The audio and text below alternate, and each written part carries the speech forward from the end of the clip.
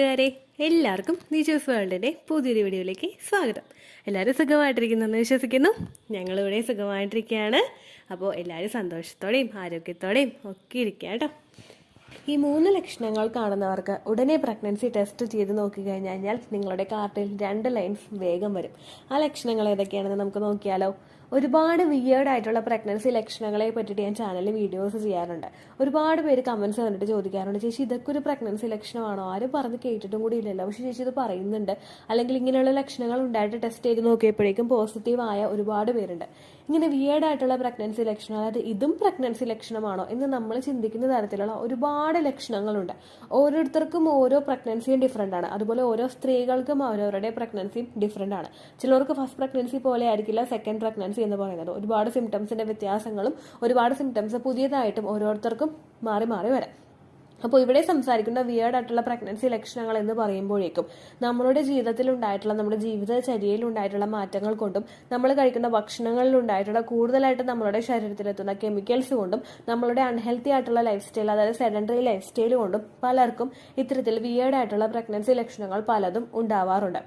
ഈ വിയേർഡ് ആയിട്ടുള്ള പ്രഗ്നൻസി ലക്ഷണങ്ങൾ ഉണ്ടാകുന്ന സമയത്ത് നമ്മൾ ശരീരം ഒന്ന് ശ്രദ്ധിക്കുന്നത് നല്ലതാണ്. കാരണം സോക്കോൾഡ് ആയിട്ടുള്ള പ്രഗ്നൻസി ലക്ഷണങ്ങളെ വെച്ച് നോക്കുമ്പോഴേക്കും പലർക്കും ഇപ്പൊ പല തവണയായിട്ട് വിയേർഡ് ആയിട്ടുള്ള പ്രഗ്നൻസി ലക്ഷണങ്ങൾ ഉണ്ടാവാറുണ്ട്, വിചിത്രങ്ങളായിട്ടുള്ള പ്രഗ്നൻസി ലക്ഷണങ്ങൾ ഉണ്ടാവാറുണ്ട്. അപ്പൊ ഈ ലക്ഷണങ്ങൾ കാണുന്നുണ്ടെങ്കിൽ നിങ്ങൾ ശരീരം ശ്രദ്ധിക്കുക, ഉടനെ തന്നെ പ്രഗ്നൻസി ടെസ്റ്റ് ചെയ്ത് നോക്കുകയും കൂടി വേണം കേട്ടോ. അപ്പോൾ തുടക്കത്തിൽ തന്നെ പറയട്ടെ, ഓവുലേഷൻ കഴിഞ്ഞിട്ട് 6 to 12 ഡേയ്സിനകത്താണ് ഇംപ്ലാന്റേഷൻ സംഭവിക്കുന്നത്. ഈ ഇംപ്ലാന്റേഷൻ കഴിഞ്ഞു കഴിഞ്ഞാൽ മാത്രമേ നിങ്ങൾക്ക് പ്രഗ്നൻസിയുടേതായിട്ടുള്ള ലക്ഷണങ്ങൾ ഉണ്ടാവുകയുള്ളൂ. തുടക്കത്തിലേ പറഞ്ഞതുപോലെ പ്രഗ്നൻസി ലക്ഷണങ്ങൾ പലർക്കും ഡിഫറെൻ്റ് ആണ്. ഞാൻ ഈ പറയുന്ന 3 ലക്ഷണങ്ങൾ നിങ്ങൾക്കില്ലെങ്കിൽ നിങ്ങൾ ഒട്ടും തന്നെ വിഷമിക്കേണ്ട ആവശ്യമില്ല. നേരെ മറിച്ച് നിങ്ങൾ ശ്രദ്ധിക്കേണ്ടത് പീരീഡ് മിസ്സാകുന്നുണ്ടോ എന്നുള്ള കാര്യത്തിനെ പറ്റിയിട്ടാണ്. ഈ ലക്ഷണങ്ങൾ വന്നിട്ട് പ്രഗ്നൻസി ആകുന്നവർ അടുത്ത തവണകളിലും കണ്ടിന്യൂസ് ആയിട്ട് ഈ ലക്ഷണങ്ങൾ വരുന്നുണ്ടോ എന്ന് നോക്കുക. എന്തെങ്കിലും ഹോർമോൺസിന്റെ ഇംബാലൻസസ് കൊണ്ടോ നിങ്ങളുടെ ശരീരത്തിലുള്ള ഏതെങ്കിലും ന്യൂട്രിയൻസിന്റെ ഡെഫിഷ്യൻസി കൊണ്ടാണോ നിങ്ങൾക്ക് ഇത്തരത്തിലുള്ള ലക്ഷണങ്ങൾ വരുന്നത് എന്നും കൂടെ നിങ്ങൾ കണ്ടുപിടിക്കണം കേട്ടോ. അതുപോലെ തന്നെ പീരിയഡ്സ് മിസ്സാവുക എന്നുള്ളതാണ് ഏറ്റവും പ്രൈമറി ആയിട്ടുള്ള ഒരു കാര്യം. ആ കാര്യം നിങ്ങൾക്ക് വരുന്നുണ്ടോ എന്ന് നോക്കുക. ഈ ലക്ഷണങ്ങൾ കാണുന്നില്ലെങ്കിൽ കൂടുതലായിട്ട് സ്ട്രെസ്ഡ് ആയിട്ടിരിക്കാതെ ഈ ലക്ഷണങ്ങൾ കേട്ട് അത് വിടുക. അതിനുശേഷം ശരീരത്തിൽ ഈ ലക്ഷണങ്ങൾ കാണുന്നുണ്ടെങ്കിൽ ജസ്റ്റ് ഒരു അറ്റൻഷൻ നമ്മളുടെ ശരീരത്തിന് കൊടുക്കാതാണ് നിങ്ങൾ ചെയ്യേണ്ടത്. അപ്പൊ നമുക്ക് വീഡിയോ സ്റ്റാർട്ട് ചെയ്താലോ. വിയേർഡ് ആയിട്ടുള്ള പ്രഗ്നൻസി ലക്ഷണങ്ങൾ ഏറ്റവും ആദ്യം സംസാരിക്കാനായിട്ട് പോകുന്നത് നമുക്ക് മോഷൻ പോകുമ്പോൾ ഉണ്ടാകുന്ന കളർ ചേഞ്ചസിനെ പറ്റിയിട്ടാണ്. പ്രഗ്നന്റ് ആകുന്ന സ്ത്രീകൾക്ക് അതായത് നമുക്ക് വയറ്റിൽ നിന്ന് പോകുമ്പോൾ മോഷൻ പോകുമ്പോൾ പലതരത്തിലുള്ള വ്യത്യാസങ്ങൾ അനുഭവപ്പെടാറുണ്ട്. ചിലർക്കെന്ന് പറയുന്നത് ബ്ലാക്ക് കളറിലായിരിക്കും മോഷൻ പോകുന്നത്, നമുക്ക് വയറ്റിൽ നിന്ന് പോകുന്നത് കറുത്ത കളറിലായിരിക്കും. ഏറ്റവും കൂടുതൽ ഇങ്ങനെ അനുഭവപ്പെടാനായിട്ടുള്ള കാരണം നമ്മൾ ഫസ്റ്റ് ട്രൈമസ്റ്റർ മുതൽ അയേണിന്റെ മെഡിസിൻസ് എടുക്കുന്നുണ്ടെങ്കിൽ നമുക്ക് അതിന്റെ ഭാഗമായിട്ട് ഈ ഒരു ലക്ഷണം ഉണ്ടാകാം. അതല്ലാതെ അയൺ മെഡിസിനൊക്കെ എടുക്കുന്നതിന് മുൻപ് നമുക്ക് ഇംപ്ലാന്റേഷൻ നടക്കുന്ന സമയത്തൊക്കെ ഇത്തരത്തിലുള്ള മാറ്റങ്ങൾ വരുന്നുണ്ടെങ്കിൽ കൂടുതലായിട്ടും അത് ഉണ്ടാകുന്നത് നമുക്ക് ഡൈജഷൻ സ്ലോ ആകുന്നതുകൊണ്ടാണ്. ഡൈജഷൻ സ്ലോ ആകുന്നതിന്റെ ഭാഗമായിട്ട് പലർക്കും മോഷൻ പോകുന്നതിനും ബുദ്ധിമുട്ടുകൾ ഉണ്ടാകും. ചിലർക്ക് 2 ദിവസം കൂടുമ്പോഴോ അല്ലെങ്കിൽ ചിലർക്ക് പോകാനായിട്ട് ഭയങ്കര ബുദ്ധിമുട്ടോ അനുഭവപ്പെടും. ഇങ്ങനെ വന്നു കഴിഞ്ഞാൽ നമ്മുടെ മോഷൻ അവിടെ സ്റ്റോർ ആകുന്നതിനനുസരിച്ച് അതിന്റെ കളറിലും അതിനനുസരിച്ച് ചേഞ്ചസ് ഉണ്ടാകും. ഇങ്ങനെ കോൺസ്റ്റിപ്പേഷൻ ഉണ്ടാവുന്നവർക്ക് മോഷന്റെ കളറിലെ വ്യത്യാസം അനുഭവപ്പെടാം. ഏർലി പ്രഗ്നൻസിയിലെ പല സ്ത്രീകൾക്കും ഉണ്ടാവുന്ന ഒരു ബുദ്ധിമുട്ടാണ് മോഷൻ പോകുമ്പോൾ നമുക്ക് ബുദ്ധിമുട്ടുകൾ ഉണ്ടാവുക, കോൺസ്റ്റിപ്പേഷൻ ഉണ്ടാവുക എന്നുള്ളത്. നമ്മളുടെ ശരീരത്തിൽ കൂടുതലായിട്ട് ഉണ്ടാകുന്ന പ്രൊജസ്ട്രോൺ ഹോർമോണിന്റെ ഹൈക്ക് മൂലമാണ് പലർക്കും ഈ കോൺസ്റ്റിപ്പേഷൻ ഉണ്ടാകുന്നത്. ഈ ലക്ഷണം കണ്ടിന്യൂസ് ആയിട്ട് നിങ്ങൾക്ക് കാണുന്നുണ്ടെങ്കിൽ നിങ്ങൾ ശരീരം ഒന്ന് ശ്രദ്ധിക്കുക. ചിലപ്പോൾ അത് പ്രഗ്നന്റ് ആയതിന്റെയും സൂചനയായിരിക്കും. ഈ സമയങ്ങളിൽ ധാരാളം വെള്ളം കുടിക്കാനായിട്ട് ശ്രദ്ധിക്കുക. ഫൈബർ റിച്ച്ഡ് ആയിട്ടുള്ള ഫുഡ് കൂടുതലായിട്ടും എടുക്കാൻ ശ്രദ്ധിക്കുക. നിങ്ങൾ മോഷൻ പോകാനായിട്ട് ബുദ്ധിമുട്ടുകൾ ഉണ്ടാകുമ്പോൾ കൂടുതൽ പ്രഷർ കൊടുത്ത് നിങ്ങൾ മോഷൻ പുറത്തേക്ക് വിടുകയാണെങ്കിൽ അത് നിങ്ങൾക്ക് ഭാവിയിൽ പൈൽസ് ഉണ്ടാകുന്നതിന് കാരണമാകുന്നു. പ്രഗ്നന്റ് ആകുന്ന ഒരു സ്ത്രീക്ക് അവരുടെ ഒരു സെക്കൻഡ് ട്രൈമസ്റ്റർ ഒക്കെ കഴിയുമ്പോഴേക്കും പൈൽസ് ഫോം ചെയ്യാനായിട്ടുള്ള സാധ്യതകൾ വളരെയധികം കൂടുതലാണ്. നമ്മുടെ യൂട്രസിൽ ആ കുഞ്ഞ് വളർന്നു വരുന്നതിനനുസരിച്ച് കൂടുതൽ പ്രഷർ ആ ഭാഗങ്ങളിലോട്ടൊക്കെ പോകുമ്പോഴേക്കും അതിന്റെ ഭാഗമായിട്ട് പൈൽസ് നമുക്ക് ഫോം ചെയ്യാം. എന്റെ ലാസ്റ്റത്തെ ട്രൈമസ്റ്ററിൽ ഏകദേശം എന്റെ പ്രഗ്നൻസിയുടെ ആ ഡെലിവറി ഡേറ്റ് അടുക്കുന്ന ഒരു സമയത്ത് എനിക്ക് ഇത്തരത്തിൽ പൈൽസ് ഫോം ചെയ്തിട്ടുണ്ടായിരുന്നു. ഏറ്റവും ആദ്യം ഇതിങ്ങനെ കണ്ടപ്പോഴേക്കും ഇത് എന്താണെന്നൊന്നും അറിയാണ്ട് ഞാൻ ഒരുപാട് പേടിച്ചു. കാരണം എന്താണെന്ന് എനിക്ക് അറിയില്ല, ഇതിന് മുമ്പ് എനിക്ക് വന്നിട്ടില്ല. പക്ഷെ 2 ദിവസം കഴിഞ്ഞപ്പോഴേക്കും ഞാൻ ചെക്കപ്പിന് പോയപ്പോൾ ഡോക്ടറോട് പറഞ്ഞു ഇങ്ങനെ പോകാനായിട്ട് ബുദ്ധിമുട്ടുണ്ട്, പൈൽസ് പോലെ വരുന്നു എന്ന് പറഞ്ഞപ്പോഴേക്കും അവരെനിക്കൊരു പൊടി എഴുതി തന്നിട്ടുണ്ടായിരുന്നു. അത് വെള്ളത്തിൽ ചേർത്ത് രാത്രി കുടിക്കുമ്പോഴേക്കും മോഷൻ കൃത്യമായിട്ട് പോയി ആ ബുദ്ധിമുട്ടും അങ്ങോട്ട് വാനിഷ് ആയി പോയിട്ടുണ്ടായിരുന്നു കേട്ടോ. അപ്പൊ ആ കാര്യം നിങ്ങൾ ശ്രദ്ധിക്കുക. ഒരിക്കലും പ്രഷർ കൊടുത്ത് നിങ്ങൾ മോഷൻ പുറത്തേക്ക് കളയാതിരിക്കാനും പ്രത്യേകം ശ്രദ്ധിക്കണം കേട്ടോ. അടുത്തൊരു ബുദ്ധിമുട്ടെന്ന് പറയുന്നത് എക്സസ് ആയിട്ട് ഗ്യാസ് ഫോം ചെയ്യുക. നമുക്ക് ഓട്ടോമാറ്റിക്കലി നമുക്ക് അവിടെ ഡൈജഷൻ സ്ലോ ആയി കഴിഞ്ഞാൽ ഗ്യാസ് ഫോം ചെയ്യാനായിട്ടുള്ള കാര്യങ്ങൾ വളരെ കൂടുതലായിട്ട് സാധ്യതകൾ അവിടെ കൂടുതലായിട്ട് ഉണ്ടാകും. ഈ ഒരു എക്സസ് ആയിട്ട് നമുക്ക് ഗ്യാസ് ഫോം ചെയ്ത് കഴിഞ്ഞാൽ അത് ഔട്ട് ആവുന്നത് ഒന്നുകിൽ നമ്മുടെ വായിൽ കൂടിയോ അല്ലെങ്കിൽ കീഴ്വായോ ആയിട്ടോ ആയിരിക്കും നമുക്ക് ബാക്കിൽ കൂടി ഗ്യാസ് പോവുകയായിരിക്കും ചെയ്യുന്നത്. നമുക്ക് കണ്ടിന്യൂസ് ആയിട്ട് ഈ ഒരു വ്യത്യാസം വരുന്നുണ്ടെങ്കിൽ അത് പലർക്കും ഒരു പ്രഗ്നൻസി ആയതിന്റെ സൂചനയായിട്ട് കണക്കാക്കാൻ സാധിക്കും. അതിലൊരു കണ്ടീഷനുണ്ട്, നിങ്ങൾ ഗ്യാസ് ഫോം ചെയ്യുന്ന ഭക്ഷണങ്ങൾ കൂടുതലായിട്ട് കഴിക്കാതിരുന്നിട്ടാണ് ഇങ്ങനെ വരുന്നതെങ്കിൽ മാത്രമേ അത് പ്രഗ്നൻസി ആയിട്ട് നമുക്ക് കൺസിഡർ ചെയ്യാനായിട്ട് സാധിക്കുകയുള്ളൂ കേട്ടോ. കൂടുതൽ ഗ്യാസ് ഫോം ചെയ്യുന്ന കടല, പയറ്, പരിപ്പ് അല്ലെങ്കിൽ ഉരുളക്കിഴങ്ങ് ഇങ്ങനെയുള്ള കാര്യങ്ങളൊക്കെ നമ്മൾ കൂടുതലായിട്ട് കഴിച്ചിട്ട് നമ്മൾ ഒട്ടും തന്നെ ദേഹം അനങ്ങാതെയൊക്കെ ഇരുന്നിട്ട് ഗ്യാസ് ഫോം ചെയ്ത് കഴിഞ്ഞാൽ ഇത് പ്രഗ്നൻസിയുടെ ലക്ഷണമാണ്, പക്ഷെ എനിക്ക് പീരിയഡ്സ് ആയി ചേച്ചി എന്ന് പറഞ്ഞിട്ട് ആരും കമന്റ്സിലോട്ട് വരരുത് കേട്ടോ. കാരണം ഗ്യാസ് ഫോം ചെയ്യുന്ന ഭക്ഷണങ്ങൾ കഴിച്ചിട്ട് നമ്മൾ അനങ്ങാതിരുന്ന് കഴിഞ്ഞാൽ അത് കൂടുതലായിട്ട് ഗ്യാസ് ഫോം ചെയ്ത് അത് തിങ്ങി നിന്നിട്ട് അത് എങ്ങനെയെങ്കിലും പുറത്തോട്ട് പോകണമല്ലോ. ആ ഒരു വഴി ചിലപ്പോൾ നമ്മുടെ വായിൽ കൂടിയോ കീഴ്വായോ ആയിട്ടോ പുറത്തേക്ക് പോകാനായിട്ട് സാധ്യതയുണ്ട്. ഇങ്ങനെയുള്ള വിയേർഡ് ആയിട്ടുള്ള പ്രഗ്നൻസി ലക്ഷണം കണ്ടാലും നിങ്ങൾ ശരീരം ഒന്ന് ശ്രദ്ധിക്കുക.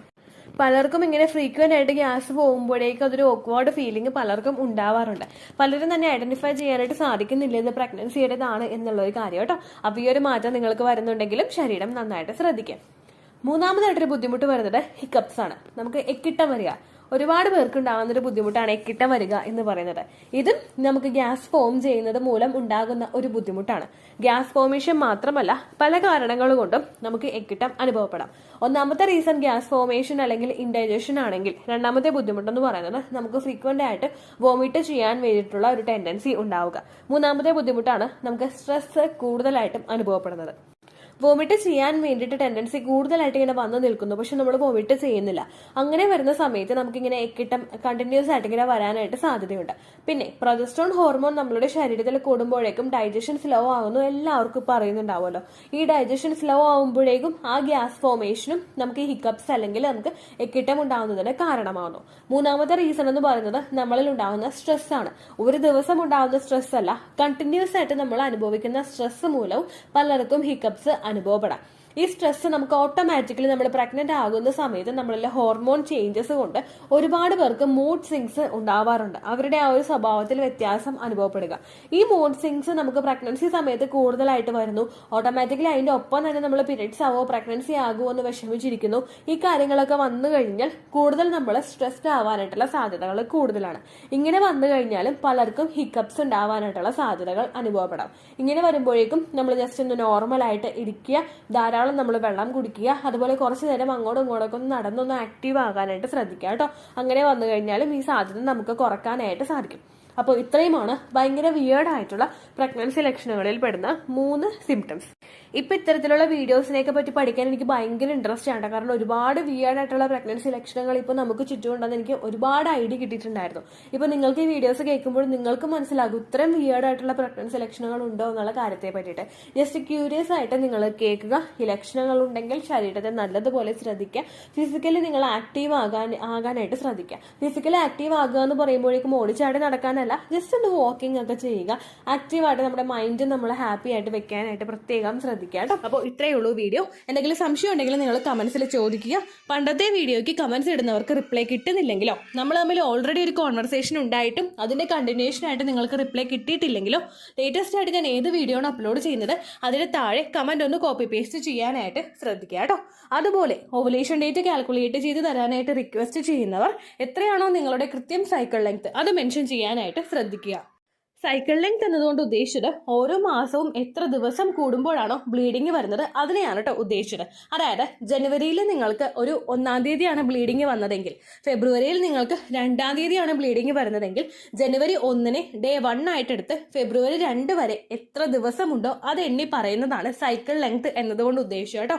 ബ്ലീഡിങ് നടന്ന ദിവസം നിങ്ങൾ എടുത്താൽ മതിയാകും. സ്പോട്ടിങ് നടന്ന ദിവസം, അതായത് ചെറുതായിട്ടുള്ള ബ്രൗൺ ഡിസ്ചാർജോ ബ്രൗൺ കളറുള്ള സ്പോട്ടിങ്ങോ വന്ന ദിവസം നിങ്ങൾ എടുക്കുക ആവശ്യം ഇല്ല കേട്ടോ. അപ്പോൾ ഇതുപോലെ തന്നെ നിങ്ങൾ ശ്രദ്ധിക്കുക. സൈക്കിൾ ലെങ്ത് ചോദിക്കുന്ന സമയത്ത് എന്നാണോ ഡേറ്റ് അത് നിങ്ങൾ മെൻഷൻ ചെയ്യാതിരിക്കുക. അതായത് ചില ആളുകൾ ജനുവരി 16, ഫെബ്രുവരി 14 അങ്ങനെ പറയും. അങ്ങനെ പറഞ്ഞുകൊണ്ട് കാര്യമില്ല കേട്ടോ. അപ്പോൾ ഇത്രയേ ഉള്ളൂ വീഡിയോ. അടുത്തൊരു യൂസ്ഫുൾ വീഡിയോ ആയിട്ട് നമുക്ക് വീണ്ടും കാണാം. ബൈ.